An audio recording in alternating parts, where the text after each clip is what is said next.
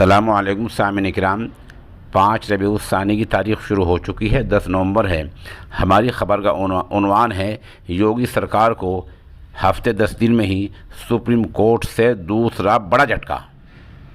आपको बतला दें कि कई महीने पहले उत्तर प्रदेश में CAA और NRC शहरियत तरमीमी कानून को लेकर मुजाहरे हुए थे।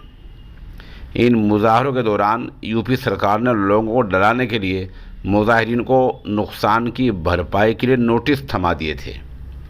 नोटिस में लाख रुपए बताए गए थे, जुर्माने की बात कही गई थी, भरपाई की तलाफ़ी की बात कही गई थी। इस तरह लोगों को बड़े पैमाने पर डराया गया था, धमकाया गया था और लोगों के घरों पर नोटिस लगाए गए थे, नोटिस डाक से पहुँचाए गए थे। इसमें बहुत सारे लोग डरे हुए थे। सुप्रीम कोर्ट ने आज इन तमाम नोटिसों को रद्द कर दिया है और कहा कि जब आपने नया कानून लागू कर दिया तो अब पुराने कानून के तहत आप नोटिस किस तरह दे सकते हैं।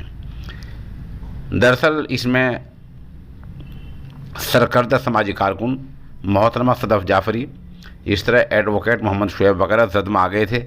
आज उन लोगों ने इस फैसले पर खुशी का इजहार किया है। दूसरा बड़ा झटका यूपी सरकार को, योगी सरकार को लखीमपुर मामले में अभी 2-4 दिन पहले लगा था, जिसमें सुप्रीम कोर्ट ने कहा था कि जांच करने वाली सरकारी एजेंसी ठीक काम नहीं कर रही है, इसलिए हाई कोर्ट के रिटायर्ड जज की रहनुमाई में ये काम होना चाहिए। ये 2 बड़े झटके लगे हैं।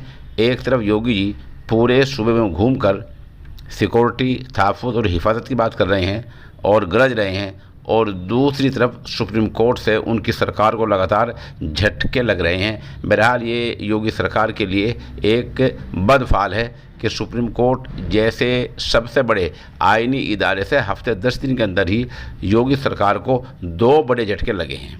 इससे अंदाज़ा होता है कि हमारी अदालतें दुरुस्त सिमत में काम कर रही हैं।